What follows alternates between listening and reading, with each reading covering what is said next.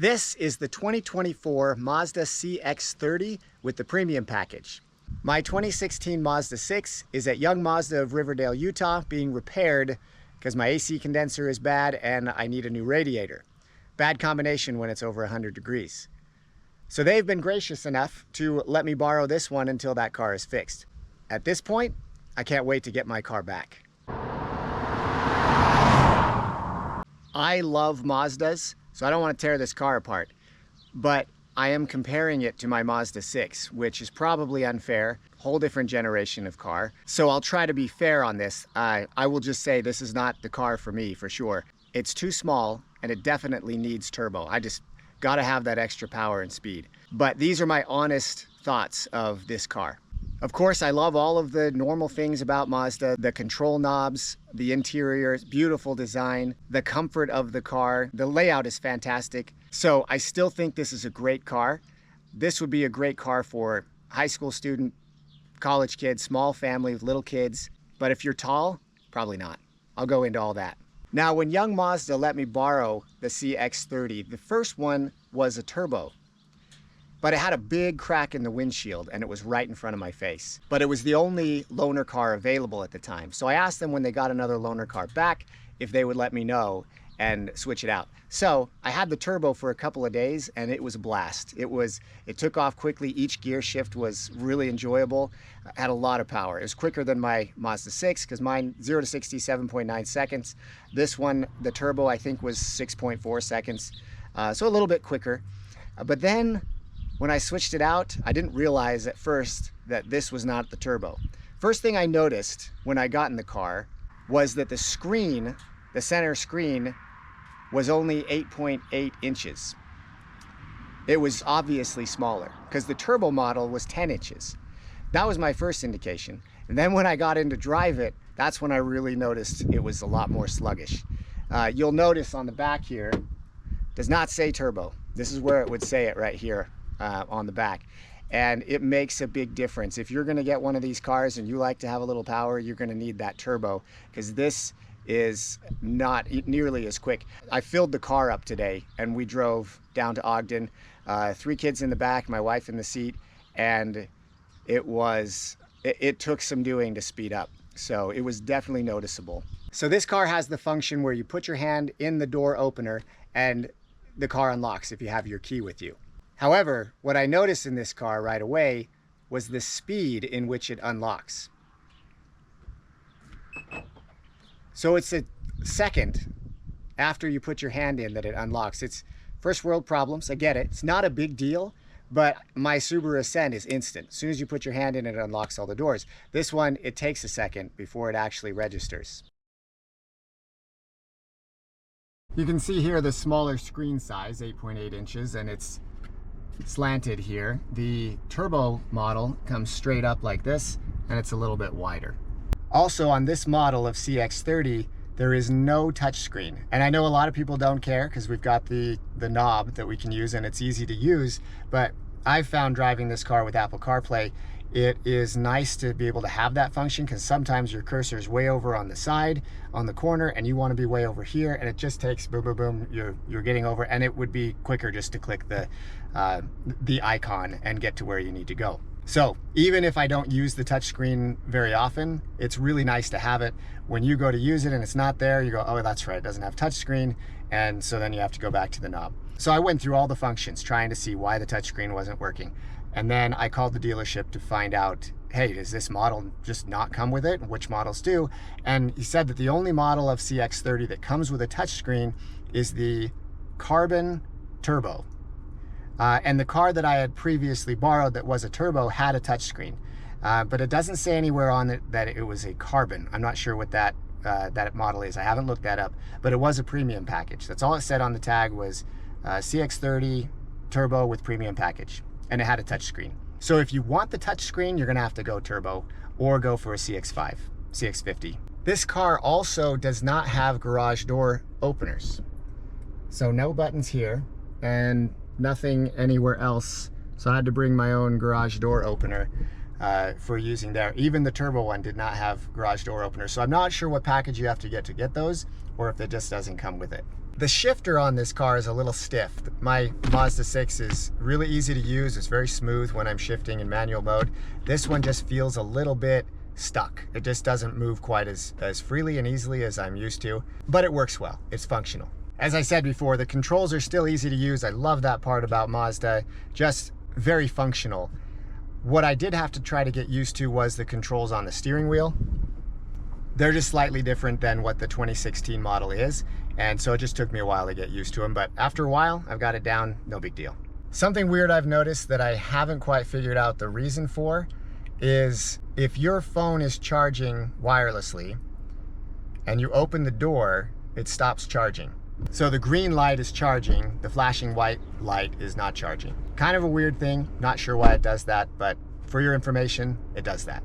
Another thing on the wireless charging, it's really slow. I've had it charging for 40 minutes at a time and I've bumped up 5%. I don't know what the electric output is on it. I haven't tried a cord to see about that. I actually don't have a USB-C charging cord for my phone. I haven't needed one until now. So I haven't been able to check that to see the speed on those. But the wireless charging just isn't very fast. It must just not be the high-speed charging. It does go up, it just takes a while to do it. My Mazda 6 had the cup holders right here. The CX-30 has the cup holders way up there.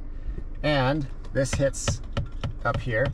So everybody's got large water bottles now, and that's the size that you're going to have. So this is too short.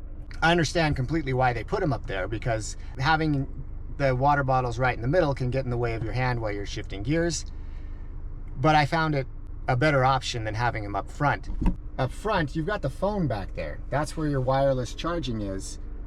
And you've got cup holders there. You've got this here. It's a little hard to reach that. When you come to a stop and you want to get your phone, it's just not easily accessible. And it's clearly designed for shorter water bottles.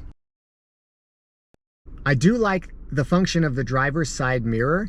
When you put it in reverse, it lowers down, I assume, so that you can see any children that might be behind you, and backing in, maybe you can see the lines behind you, but you have a backup camera, so I don't know if that's the purpose. My only thing that I can come up with is if something is down low that you can't see otherwise, that you might hit while you're backing up. It's a great feature. There were some great things that they did in the 2016 models. One thing was enough buttons to where you could just push what you wanted and it would turn on or off whatever it was you wanted to turn on or off. One of those things was the lane departure warning system. This. Right now that is off, but it took me a long time to figure out how it was off. There's no button. Usually you'd have a button among these, or maybe up here, but there isn't anything. So you actually have to go into the system and make that change. Before, it was 2 seconds and you're done. Now it takes time to go into the system and turn it off. So I turned on the lane departure warning system, so the light is gone. I'll show you how that is actually turned off. Here's the process. Go to your menu, go down to settings, go to safety settings, safety alerts, and lane departure warning system is clicked. I click that button and now it's off. So it doesn't take forever, but it's a bit of a process when it used to be just a 2-second thing. You push the button and it turns it off. Mazda radar cruise control is the same thing. Used to be a button that I could just push right here on the steering wheel. You would just hold this button down for 3 seconds and it would turn off. Now you have to go through the menu again and turn the thing off. So you go to your menu, settings, safety settings, driver assistance system, and Mazda radar cruise control. Now it's off. Now you can see it's off. Now it's on. Now you have the car with the arrow, and now you just have the arrow. Much longer process when I used to just be able to hold the button down for 3 seconds. Now it takes several seconds to get in and turn it off, and you have to take your eyes off the road to turn on and off the Mazda radar cruise control, which I do a lot now that I know how to do it.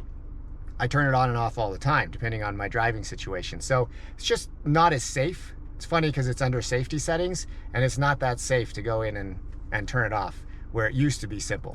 So I've only had this car for a few days. The gas mileage isn't going to be 100% accurate, but I've gotten average 24.8 miles per gallon. That's some freeway, mostly city. I've been down to 22 miles per gallon. I've been up to 29 miles per gallon.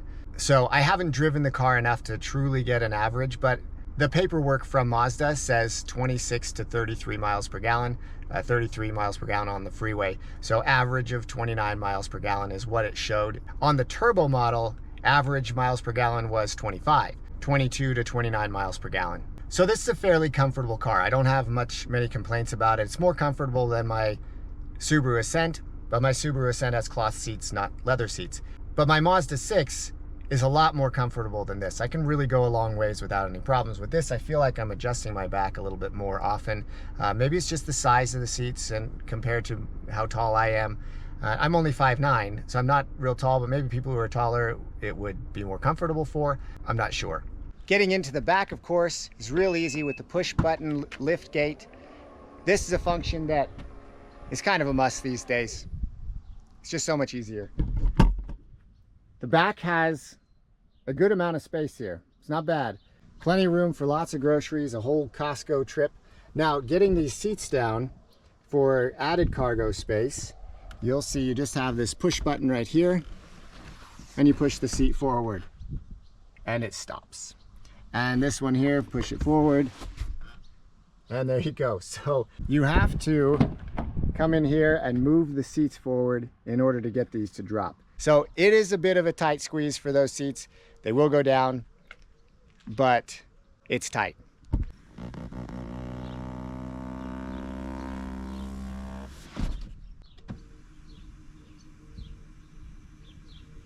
A little maneuvering has to be done, but it does add a lot of cargo space when you bring those down. The Bose sound system is awesome. Just like in my car, it is a beautiful sound. The bass is great. You can feel the music while you're driving. It's a great upgrade. And I haven't checked to see if this is standard, but it is in the premium package. So that's worth upgrading to. Now here again is where I said that this is a great car for small kids, especially in the back. It's pretty tight. And again, I'm not very tall, 5'9". So getting in is not the easiest. It's not hard, but it's tighter than the Mazda 6. I like to have the driver's seat back a little ways because it's more comfortable for me driving that way. I like to kind of stretch out. And so here are my legs. I'm right up against this seat. And then to try to maneuver, if I needed to shift over to let somebody in, it's a bit tough to get my feet out from under the seat and then slide over to here, where again, I'm stuck. Now, I could move this seat forward. Where this seat is now, it's really comfortable for me.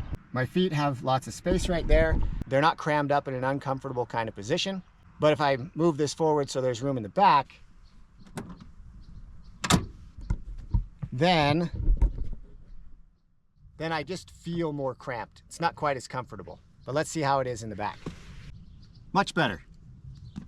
I've got a few inches here. I can put my feet under the seat. This is actually pretty nice for being in the back. I'll just have to live with being cramped in the front. Getting out of the car is a little bit tight. You can see my feet will hit this wall right here, so I have to really maneuver just to get out. It's a bit of a tight squeeze. It's not terrible, but you know, again, for maybe a first-time car, family of little kids, it'd be perfectly fine. Just not really built for people who are a little bit taller. I do like the new head-up display. My car has the pop-up display. It'll open when the car is on, close when the car is off. This one just stays on all the time, and it's right up there on the windshield, which I think is really nice. It's actually right about where I'm looking for driving, so I don't even drop down even just a little for this. For my car, I have to actually bring my eyes down a little bit even to see the head-up display, where this one, it's really right there in front of me and very easy to see. I've loved having it there on the windshield. The pop-up display is great, but I find this to be a lot nicer. There is a big blind spot right behind me. It's not easy to see through that window. You can barely see it behind me there, but it's pretty small, so when I turn around to see a car, I'm looking right at this big wall that I can't get past. So I usually lean forward and look through the mirror, but I also have blind spot monitoring, which helps a lot. Thanks for watching. Like the video, subscribe to the channel. I'll see you next time.